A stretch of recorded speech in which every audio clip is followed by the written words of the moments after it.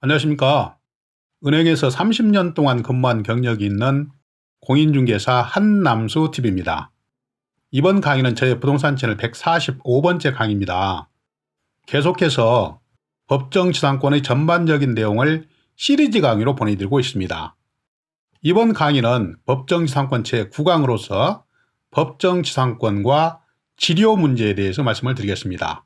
그 중에서도 첫 번째 강의로 지료의 청구와 또 지료 결정 방법에 대해서 소상하게 안내를 해드리겠습니다.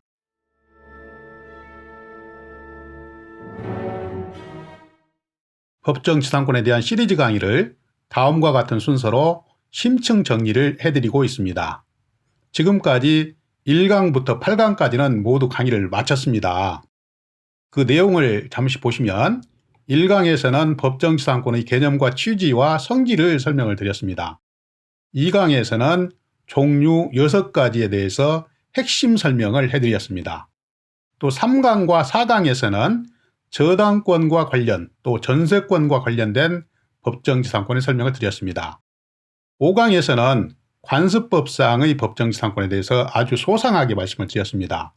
6강에서는 법정지상권, 그러니까 민법상의 법정지상권과 관습법상의 법정지상권을 비교 설명을 해드렸습니다. 7번째 강의에서는 법정지상권의 성립 시기와 존속기간, 소멸사유, 계약갱신에 대해서 말씀을 드렸고, 전번 8번째 강의에서는 법정지상권 성립 시에 토지를 어디까지 사용할 수 있는지, 토지의 사용 범위에 대해서 말씀을 드렸습니다. 이번 9번째 강의에서는 법정지상권과 지료 첫 번째 강의로 지료의 청구 및 결정 방법에 대해서 이번 강의에서 말씀을 드리겠습니다. 다음 10번째 강의에서는 지료에 대한 두 번째 강의로 지료를 2년 이상 연체했을 때 토지 소유자가 건물을 쉽고 또 저가에 매수할 수 있는 방법에 대해서 꿀 강의를 해드리겠습니다. 다음 11번째 강의에서는 분묘기지권에 대해서 설명을 드리고 12번째 강의부터는 법정지상권의 핵심적인 판례를 약 10개 정도 모아서 정리를 해드리겠습니다. 이 강의를 처음부터 끝까지 모두 들으시면 법정지상권의 전반적인 내용을 이해하는데 정말로 큰 도움이 될 것으로 확신을 합니다. 강의를 모두 들으시기 바랍니다. 본 강의를 끝까지 시청하시고 구독과 좋아요 버튼 또 광고가 나오면 광고도 좀 끝까지 봐주시기를 진심으로 부탁드립니다.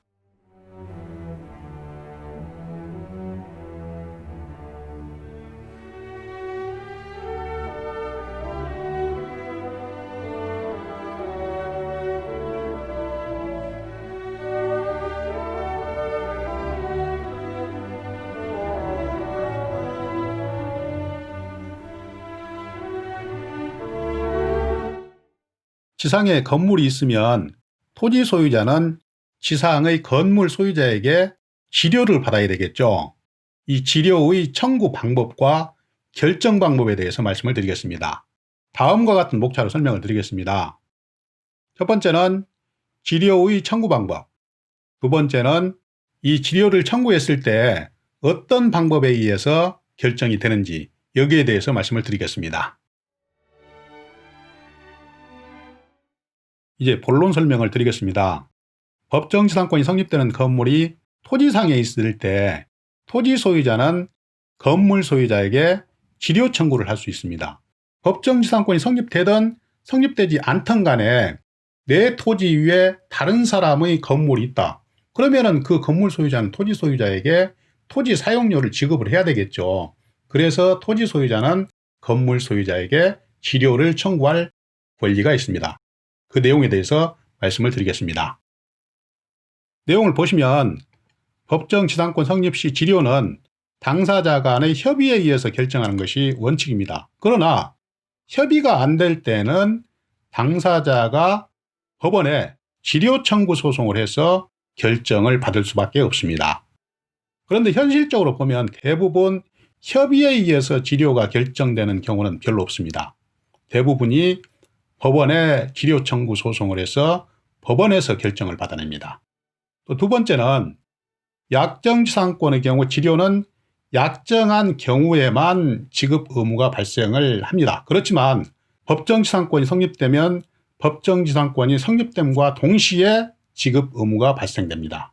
지료 지급 의무가 발생된다는 얘기죠. 다시 말해서 법정지상권 성립 사유가 매매나 상속, 증여, 대물 변제일 경우에는 소유권 이전 등기 시점에, 또 경매일 경우에는 대금 납부 시점에 법정지상권이 성립이 되는 것이고, 그때부터 지료 지급 의무가 발생이 된다는 것입니다. 또 세 번째는 지료를 정했어도 그 후에 토지에 대한 조세나 기타 부담의 증감이나 지가의 변동으로 상당하지 않을 때는 당사자는 지료 증감 청구를 할 수가 있어요. 그 내용을 잘 아시기 바랍니다. 이제 두 번째로 지료의 결정 방법에 대해서 말씀을 드리겠습니다. 일단 산정 원칙을 보시겠습니다. 원칙적인 얘기입니다.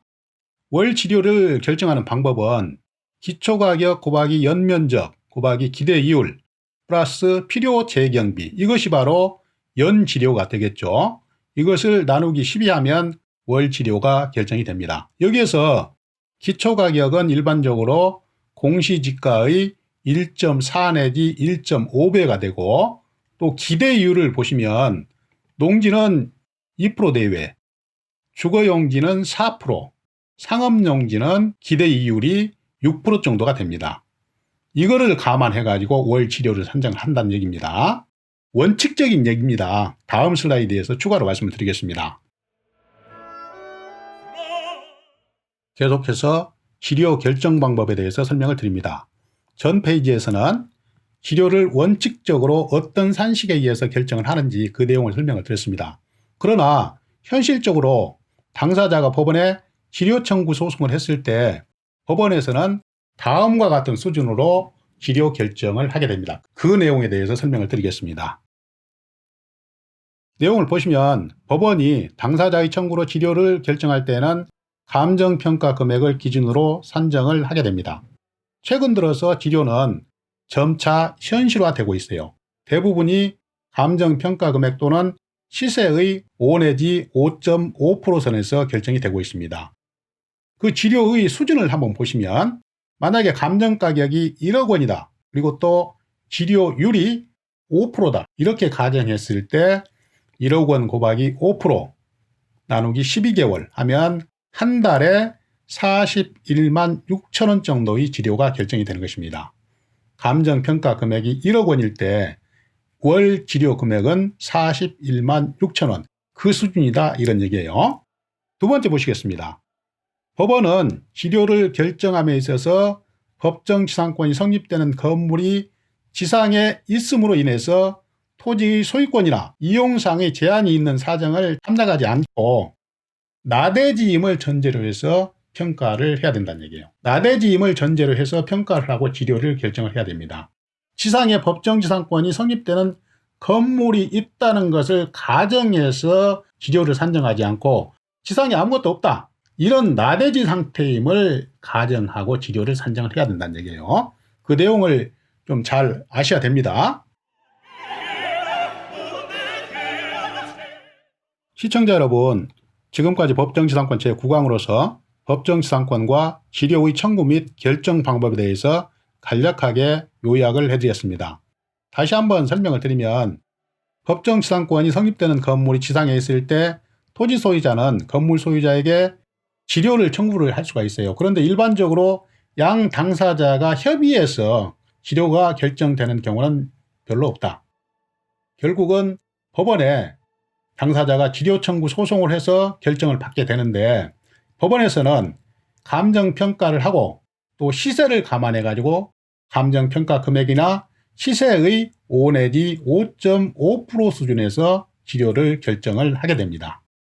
이 내용을 좀 이해를 하셨는지 모르겠습니다. 다음 법정지상권 제10강에서는 지료가 2년분 이상 연체됐을 때 토지 소유자가 지상 건물을 저가에 매수할 수 있는 좋은 방법을 안내를 해드리겠습니다. 투자를 하시고자 하는 분들은 토지를 매입을 해가지고 토지를 경매를 받아가지고 지상에 건물이 있으면 토지 사용에 상당한 제약이 있다. 이럴 경우에 지상에 건물이 있을 때 이 지상 건물을 어떤 방법으로 해서 내가 싼 가격에 매수를 해서 토지하고 건물하고 동시에 내가 소유를 하면서 이 부동산을 최유효 이용할 수 있는지, 이 방법에 대해서 설명을 드리겠다는 얘기죠. 기대를 하시기 바랍니다. 꼭 10강 들으셔야 됩니다. 저는 앞으로도 계속해서 부동산 관련 강의, 그러니까 임대차 보호법, 권리분석 및 배당 사례, 유치권, 법정지상권, 부동산 상식 및 시사, 부동산 금융 등의 주제로 알차게 강의를 준비해서 계속 여러분을 찾아뵙겠습니다. 항상 건강하시고 다음 강의에서 또 뵙겠습니다. 감사합니다. 안녕히 계십시오. 시청자 여러분, 잠깐만요. 마지막으로 꼭 부탁드릴 말씀이 있습니다. 지금까지 약 10분간에 걸쳐서 법정지상권과 관련된 지료의 청구 및 결정 방법에 대해서 간략하게 말씀을 드렸습니다. 지금까지 제 강의가 조금이라도 여러분께 도움이 되셨다고 생각되시면 구독 버튼과 좋아요 버튼 잘 부탁드립니다. 이 구독과 좋아요 버튼은 강의를 하는 저에게 힘의 큰 원천입니다. 마지막으로 잘 부탁드리겠습니다. 감사합니다.